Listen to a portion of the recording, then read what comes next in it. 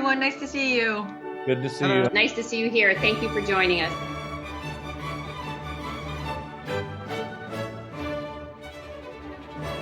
Yes, thanks for everybody to join us. We are really delighted to have 3 guests today with Audrey, Nicholas, and Marc. We're really happy about our guests also from other associations. So thanks that Athol, Reda, Franco, you have joined us. It's a special talk about 2 very important institutions, Opera America and Opera Europa. And I leave the word to our president, Mitchell Piper, who will take over the conversation together with Marc Mazy, our board member. Thank you, Markus. I'm thrilled today to have Audrey Jungers and Nicholas Payne from Opera Europa and Marc Scorca from Opera America. Thank you, Mitchell. I joined Opera Europa just a few weeks after Nicholas Payne joined, almost 18 years ago. Nicholas and I saw the organization grow quite a bit over these past almost 2 decades. Opera Europa was created and its offices moved to Brussels. Bernard offered that I meet Nicholas to join the team, and history's been made. When I was appointed in the spring of 2003, I did 2 important things. One was to appoint Audrey to do all the work, and the other was to get on a plane to Washington to spend 3 days being told how to do the job by Mark Scorca. So I really learned it all from Mark. I think my only advantage was that I had managed opera companies before, in particular 4 in the UK, Welsh National Opera, Opera North, Royal Opera Covent Garden, and English National. So Marc, I guess you're the senior member here. Why don't you give us a little background on yourself and how you came to Opera America?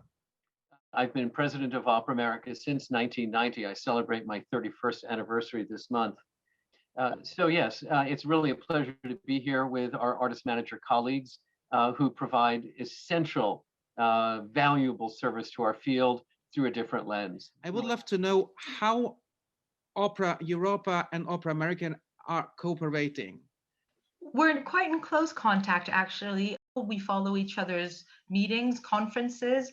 Marc has a seat on our board. And though we do have different aims and different objectives and a very different constituency, simply because Opera Europa only caters to opera companies, while Opera America has widened its scope quite considerably. We work together as co-coordinators of the World Opera Day, which we launched almost 2 years ago now, which grew out of the World Opera Forum we co-hosted together at Teatro Real in Madrid. But you have spent a lot of time developing programs. I know Opera America has awarded over $20 million in grants to opera companies, artists, and that you have new initiatives in gender parity, anti-racism, education, and equity. We think of ourselves as a strategic funder. What we do is we perceive directions that we feel will be beneficial for the art form. And in our mission statement, it's very clear that Opera America serves opera, not just opera companies. So we try to think about the art form as a whole and its intersection with the world we live in. So for example, Opera America, starting in the mid-1980s, began to make grants to help opera companies produce new work.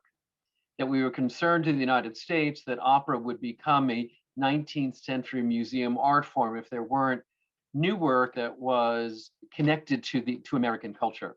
But it was 7 years ago when we realized that 95% of the works that we had funded were by men, and that what Opera America needed to do is encourage companies to discover and hire and commission women to create operas. So with a private funder, we started the Opera Grants for Female Composers program. And it means that there are many, many more women who are rising in the ranks of creators of American opera. We now have grants for composers and librettists of color to encourage our BIPOC colleagues to come into opera with their creative voices. We believe that we have become skilled at deriving ideas that are generated in collaboration through this larger discourse. For the moment, we remain a service organization for our professional opera company members. Our board has agreed to extend that understanding to other producers of opera, whether they're concert halls, whether they might be opera competitions, or even higher education facilities. But at this stage, that's where we start. Yes, Opera Book. Opera Book is a tool that Opera Europa launched a little over a year ago now. And let me say first and foremost and loudly, it is free for agents to use this year.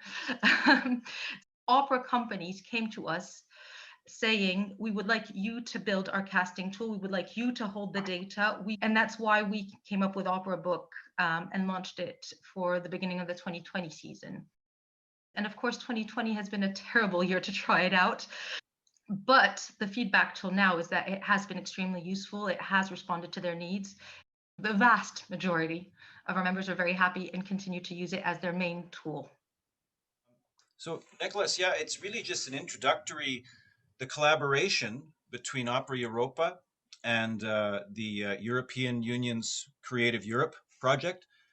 Opera Vision was launched in 2017. Our members and partners in this project wanted us to be the producers. And I think there has been a shift in the relationship between broadcasters and producers.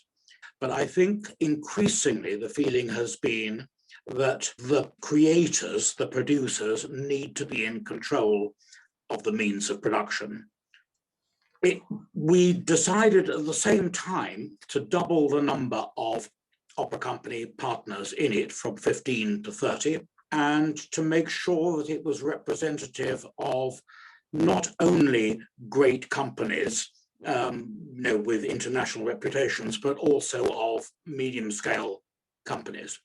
Now, as you all know, the last 12 months or so have been a very steep learning curve for opera companies and for the whole streaming operation. Our response last March was to double the output on the platform.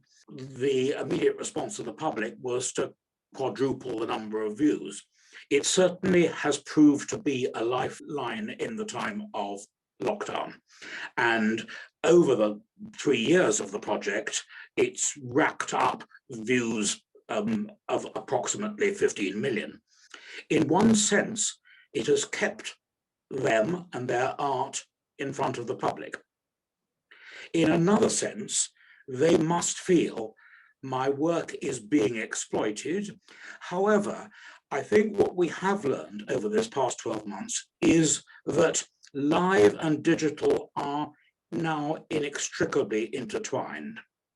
During this pandemic, we're all very aware of how the European, especially the German system, is going to survive quite well. And we're very worried about what is happening in the United States. So could you just give your own take on that from your perspective about the health, if you will, of the American opera houses? And also, what can Opera America do to contribute to the survival of American opera houses? In terms of support for the arts and the opera companies, we know that in aggregate, in the United States, in aggregate, federal, state, and local government support equals about 5% of the average opera company budget. But keep in mind that we've had the Payroll Protection Program version 1, we now have Payroll Protection Program version 2, and we have the Shuttered Venue Operator Program. I do believe that when we wind up aggregating all of these programs, the federal government will have made at least a $100 million commitment to the opera sector. So it is an unprecedented moment of federal intervention in support of the arts sector in 2020 as a result of COVID. We have been in there fighting for that money. And it is our hope that we are able to maintain this higher level of investment in the arts, because suddenly legislators realize that the arts are related to civic health, are related to economic health. So we've really moved the discourse forward here. Right now, our opera companies are doing okay They've held on to their donors through the end of December. And there's some concern about how much longer that donor loyalty will last if the interruption goes longer and longer and longer.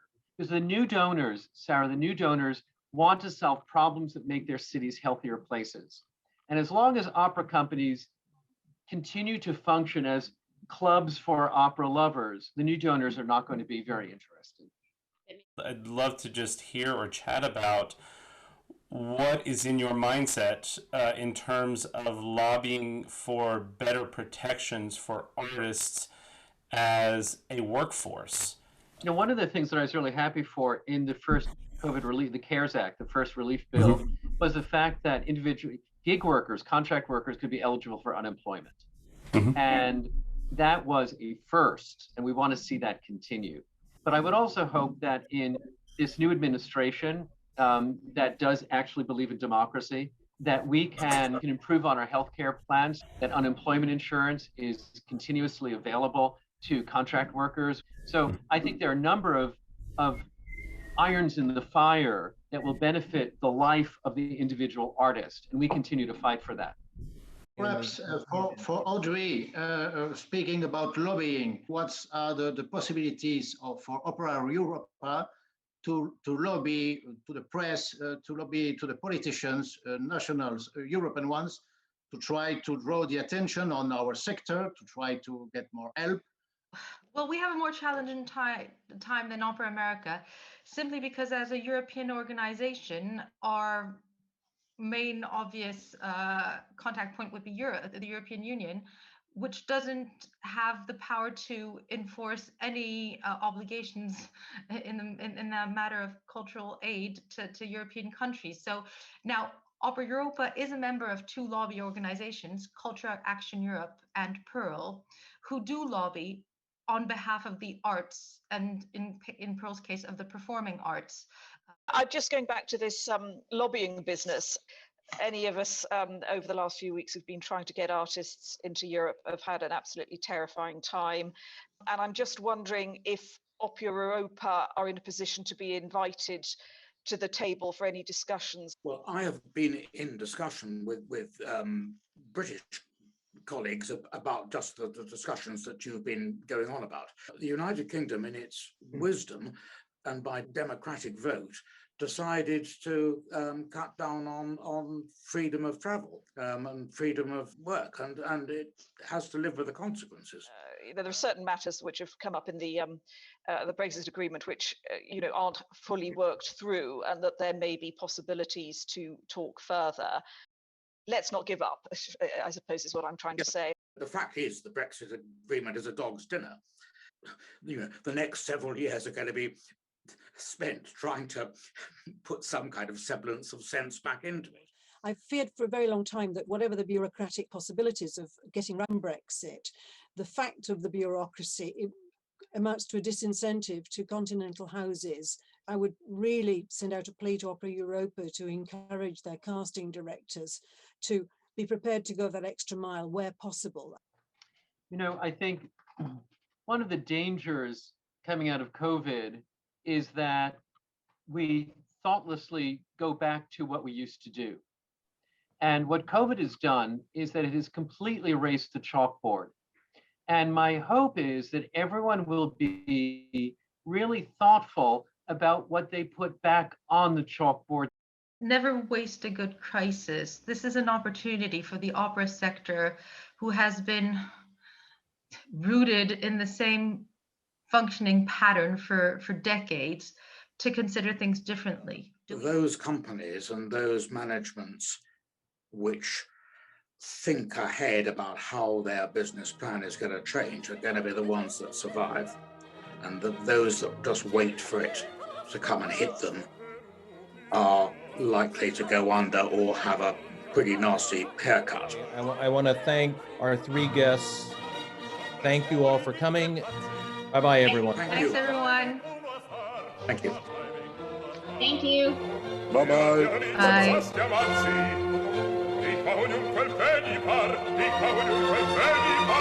Un impegno un'oceana a costui con me confraternita, che non ne va me che tu